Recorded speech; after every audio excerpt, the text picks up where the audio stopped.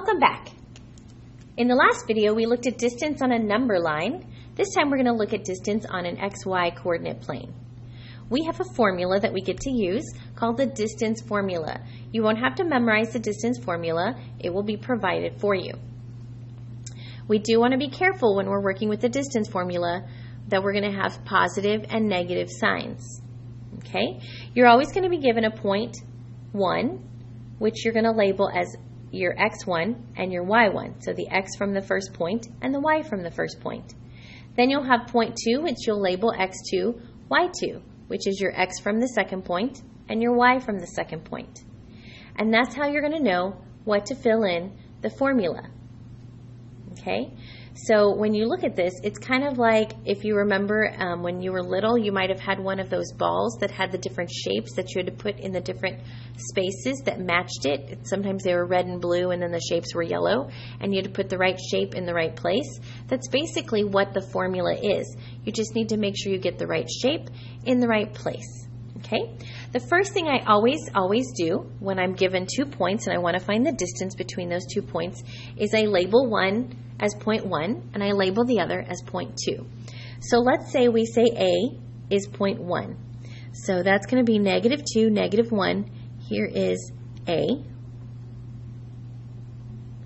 And I'm going to label it up here as x1, y1. It's the x from the first point and the y from the first point. Okay? Then I'm going to have point 2. So I'm going to label B as point 2. B is what 1, 3. And this is my x from the second point and my y from the second point. So what I'm trying to find is I want to know how far is it, if I had the little ant on the paper we discussed on the segment addition postulate, how far would that little ant have to travel to get from A to B or from B to A? It works both ways. Okay? All right, so we have this formula called the distance formula, and we're going to be filling it in with the x1 and the y1. And we're going to be filling it in with the x2 and the y2. Okay? What I like to do every single time I start my problem is I like to draw the formula without the x's in it. So what that looks like is I'm going to say distance equals, and I'm going to do the big square root. Now, it's real tempting to say, oh, I'll just skip writing the square root and I'll just remember to do it at the end. But then we a lot of times forget to do it at the end if we don't write it every single time. So please write the square root. And then you can't skip anything. You have to write the parentheses. I'm going to leave a space to fill in my x2, and then I'm going to put my minus. I'm going to leave a space for x1, and then close my parentheses, put my squared. Plus, parentheses, I'm going to leave a space for y2, and then put my minus. I'm going to leave a space for y1, and then close my parentheses and put my squared. Okay? So now I just have to put the right shape in the right space, like it's that little kid toy where you put the right shape in the right space. Okay? So first I need to put x2. So my x2 is 1. Okay? Then it's going to ask me for x1. x1 is -2. Now I know there's already a minus there, but you have to write -2. Okay? Then y2 is 3. And the last thing I'm going to fill in is y1, which is -1. And I know there's already a minus there, but you have to do the -1. Okay? And the reason we have to do that is because we're always subtracting, which means we need to make sure we write that negative so that we can remember that those two are really going to what? They're going to turn into a positive, right? My minus my negative is going to turn into a positive. So you have to write the negative if there's a negative, even though there's already a minus, a negative there. Okay? All right, so now I can say distance equals the square root of, close parentheses, or open parentheses. I really have 1 minus a -2, which we said is 1 plus 2. So 1 plus 2 is 3. Don't forget your square and your plus and your parentheses. 3 plus 1 is 4. Parentheses squared. Remember, when you square something, you're just multiplying it to itself. So this is going to be the square root of 3 times 3 plus 4 times 4. Remember, if these turn out to be negative in here, which sometimes they do, when you square it, when you square a negative, you always will get a positive. So at this point, you should always have two positive numbers that you're adding together. So now my distance equals the square root of 9 plus 16, which is 25. And then you can take the square root of 25 on a regular calculator. If I were to just open up my calculator, it needs my face, hold on. And I have my calculator. I don't have a square root button, but if I take my phone and I turn it sideways, all of a sudden I have a square root button. I don't know if you can tell. It is right here. It's kind of hard to see on here, but I do have my square root button. On a phone calculator or on a scientific calculator or a basic calculator, unlike the graphing calculator, which you can open in CMS, right? We discussed that, how to do that in our live sync time. You need to type in the 25, oops, not 5, but 25, and then you can hit the square root button, and it square roots it to 5, because 5 times 5 makes 25. So my distance equals 5. Okay?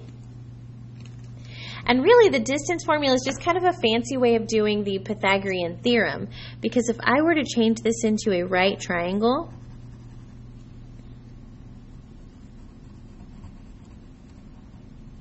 where this is 1, 2, 3. Remember, you don't count A, you count when you move. 1, 2, 3.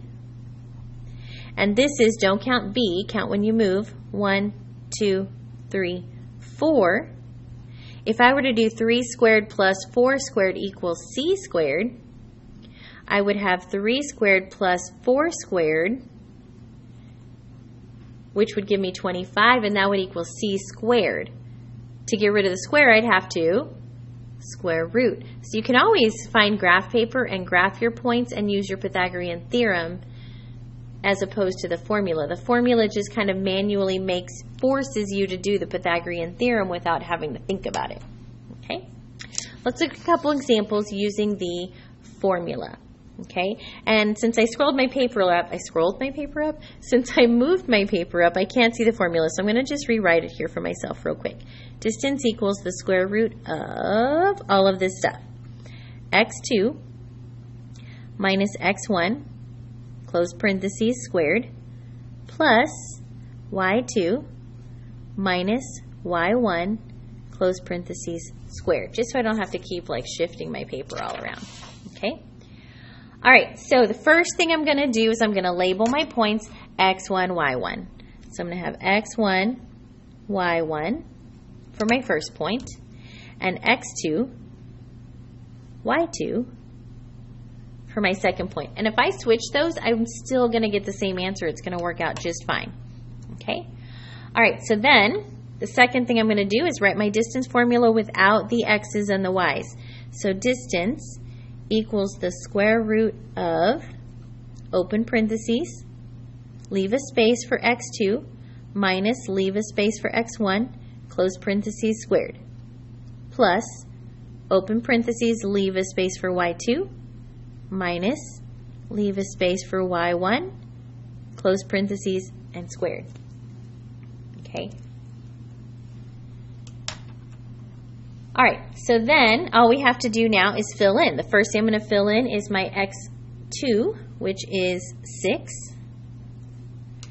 Then I'm going to fill in my x1, which is 0. Then I'm going to fill in my y2, which is 8. Then I'm going to fill in my y1, which is 0. Okay, so now I just need to simplify, right? So distance equals the square root of, in my parentheses, I have 6 minus 0, which is 6 squared, plus parentheses, 8 minus 0 is 8, squared. So my distance equals the square root of, don't forget your square root symbol every time, okay? 6 squared is 36, plus 8 squared, 8 times 8 is 64. So my distance equals the square root of 36 plus 64 is 100. And if you don't know the square root of 100, that's okay. We can come to our calculator and we can do, see if I can get the glare off there. There we go. So I'm going to type in my 100 first, and then I'm going to hit the square root button, and I get 10 because it takes 10 times 10 to make 100. Once you hit the square root button in your calculator, you no longer write it on the paper because you've used it up in the calculator. Does that make sense? So we're going 10 units to get from point A to point B. Okay? Let's try one more. All right, so on the next one, I'm going to do the same exact process. I'm going to label x1, y1, and x2, y2.